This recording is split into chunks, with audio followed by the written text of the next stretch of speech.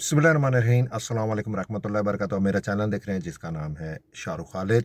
2000 का 2012 का वाक़या और 2014 में एक इंडियन शख्स को जो है अमेरिका की गवर्नमेंट ने जो है वो सज़ाए मौत की जो है वो अदालत में यानी कि केस किया और सज़ाए मौत की जो है वो सज़ा सुनाई गई और स्टिल पेंडिंग है उसका केस अभी तक। यानी कि सज़ाए मौत की सज़ा में अभी तक अमल नहीं हुआ। आपको पता है अमेरिका और यूरोप में आज का जो है सज़ाए मौत के कैदियों को सज़ा नहीं दी जा रही है। इसने ऐसा क्या जुर्म किया कि इस शख्स को जो है अमेरिका जैसे मुल्क में सज़ाए मौत की सज़ा सुनाई गई। इंडियन कम्युनिटी से ताल्लुक इंडियन शख्स था जो कि अमेरिका में रोज़गार की तलाश में आया। ये स्टोरी शुरू होती है दो मियाँ बीवी अमेरिका में वेल सेटल्ड हिंदू। दो मियाँ बीवी अमेरिका में वेल सेटल्ड थे, जॉब कर रहे थे। जब उनके यहाँ पहली बच्ची की पैदाइश होती है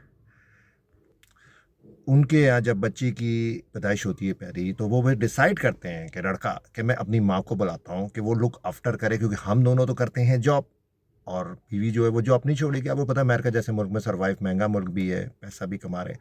अच्छा, ये दोनों बीवी जो हैं वो टोटल इंडियन जो कम्युनिटी होती है हिंदू कम्युनिटी में रहते होते हैं।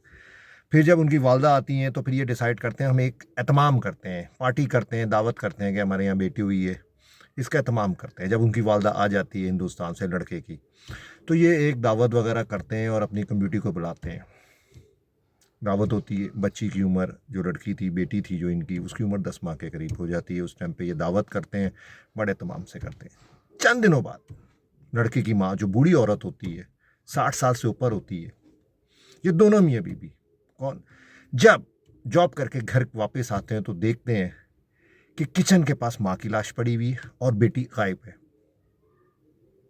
बूढ़ी औरत, अब सोचने वाली बात है, उसको इंडिया से इन्होंने इधर बुलाया और उसकी ना कि इतनी जान पहचान भी नहीं, सिर्फ इंडियन कम्युनिटी के चंद लोग जानते होते हैं।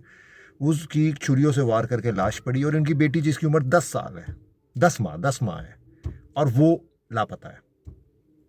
और पेपर में लिखा होता है कि इतने पैसे दोगे तो तुम्हारी बेटी जो है मिल जाएगी। ये दोनों परेशान होते हैं, पुलिस को रिपोर्ट करते हैं, पुलिस आती है, तहकीकात का आगाज़ करती है पुलिस, क्योंकि ये ज़्यादातर ये लोग इतना मिलना मिलाना नहीं थे, सिर्फ अपनी कम्युनिटी में रहते थे, सुबह जाते थे शाम को आते थे। फिर अपनी माँ को लड़के ने जो बुला लिया था कि मेरी बच्ची पैदा हुई है, उसकी आप लुक आफ्टर करें।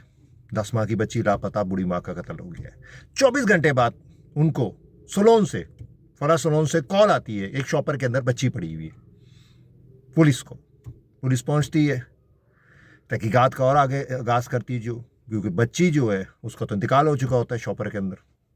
जब वो तहकीकात करते हैं तो रिंदू नाम का शख्स उस जगह पे सीसीटीवी कैमरे होते हैं जो लगे होते हैं, जब तहकीकात का आगाज़ करते हैं तो वो शख्स उस जगह पे पाया गया सलोन के बाद बच्ची को शॉपर में रखता हुआ। उसको पुलिस गिरफ्तार करती है रिंदू।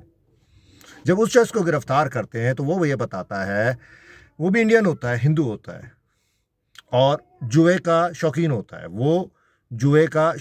है। जुआ खेलता होता है और जुए का, तो वो शख्स जो है जुए की खातिर लोगों के घरों में छोटी मोटी चोरियां तो करता होता है। और फिर जुए में जब तहकीकात होती है, उसको गिरफ्तार करते हैं, तो वो जुए में कोई 15 से 20 हज़ार डॉलर हार जाता है और कर्जदार हो जाता है कैसीनो में जहाँ जुआ खेलता होता है।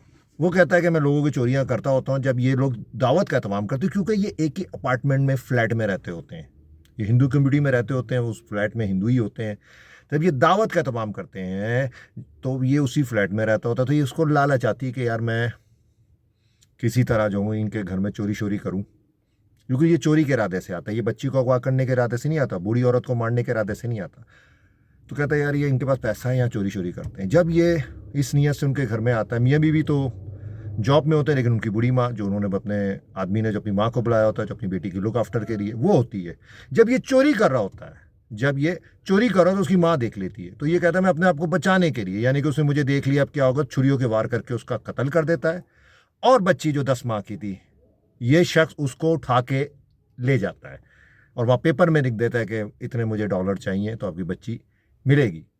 और बच्ची रो रही होती है, जब ये उसको उठाता है या शॉपर में डालता है तो बच्ची रो रही होती है, तो ये कहता है उसकी रोने की आवाज़ या उसके रो रही होती है, 10 माह की छोटी बच्ची होती है, मासूम होती है, उसकी वो मुंह में रुई डाल देता है। जब वो रुई डालता है और वहाँ से निकलता है जब वो फ्लैट से, तो उसने किसी जगह पे जाना होता है, उससे पहले जो है लाजिम बात है, रुई डाली छोटी बच्ची थी, उसका सांस घुट जाता है और वो इंतकाल हो जाता है, उसका इंतकाल हो जाता है। तो फिर घबराहट के आलम में जो है ये फिर डिसाइड ये करता है कि बच्ची तो मर गई है, तो ये किसी सलोन के पास जो वो शॉपर छोड़ देता है। जब पुलिस तहकीकात करती है, सीसीटीवी वगैरह और सारी जब तहकीकात करती है, तो ये उसी फ्लैट में रहता होता है, तो ये गिरफ्तार हो जाता है। और अभी तक इसका जो सज़ाए मौत में अमल नहीं हुआ, क्योंकि जब भी नई गवर्नमेंट आती तो ये शख्स रहम की उनसे एक अपील दायर करता है। अभी आई थिंक नई गवर्नमेंट जो है, सदर ट्रम्प साहब आ गए हैं, तो उसमें भी इसने दरख्वास्त दायर की है। और जिस ज़माने में 2012 में ये वाक़या हुआ था, अमेरिका के लोग बाहर आ गए कि इसने एक बूढ़ी औरत का भी कत्ल किया और बच्ची के साथ मुंह में टिशू या रुई डाल के उसने 60 गोल के जो है बच्ची को कत्ल कर दिया। और 2014 में इसको सज़ा सुनाई गई, स्टिल पेंडिंग है 2025, अभी तक सज़ा मौत की सज़ा में अमल नहीं हुआ। और जब भी गवर्नमेंट चेंज होती है ये बंदा रहम की अपील दायर कर देता है। तो आज के लिए इतना ही, दुआ में याद रखिएगा। अस्सलाम वालेकुम रहमतुल्लाहि बरकातहू।